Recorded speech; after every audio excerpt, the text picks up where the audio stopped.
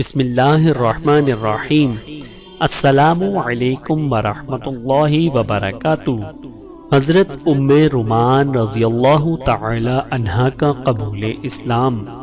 حضرت ام رومان کا نکاح عبداللہ بن سنجرہ سے ہوا اور انہی کے ہمراہ مکے آ کر اقامت اختیار کی۔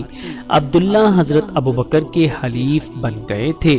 اس بنا پر جب عبداللہ نے انتقال کیا تو حضرت ابوبکر صدیق رضی اللہ تعالی عنہ نے خود ان سے نکاح کر لیا۔ ام المؤمنین حضرت عائشہ اور عبد الرحمن بن ابوبکر انہی کے بطن سے پیدا ہوئے۔ کچھ زمانے کے بعد مکے سے اسلام کی صدا بلند ہوئی تو حضرت ابوبکر صدیق کے ساتھ انہوں نے بھی اس صدا کو لبیک کہا۔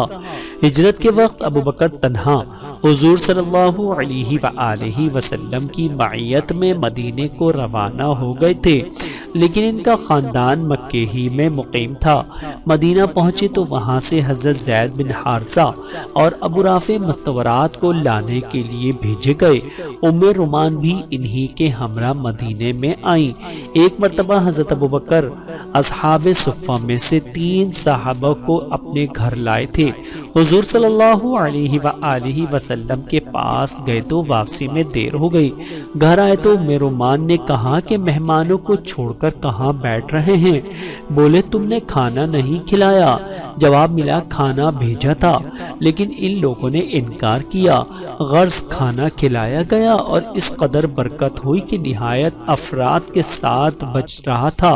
حضرت ابوبکر صدیق نے حضرت ام رومان سے پوچھا اب کتنا ہے؟ بولی 3 گنے سے زیادہ۔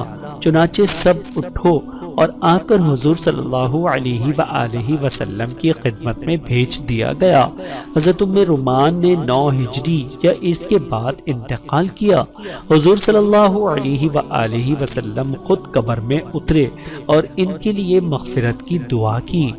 حضرت ام رومان رضی اللہ تعالی عنہا پر اللہ رب العزت کی کروڑوں رحمتیں نازل ہوں۔ آمین ثم آمین۔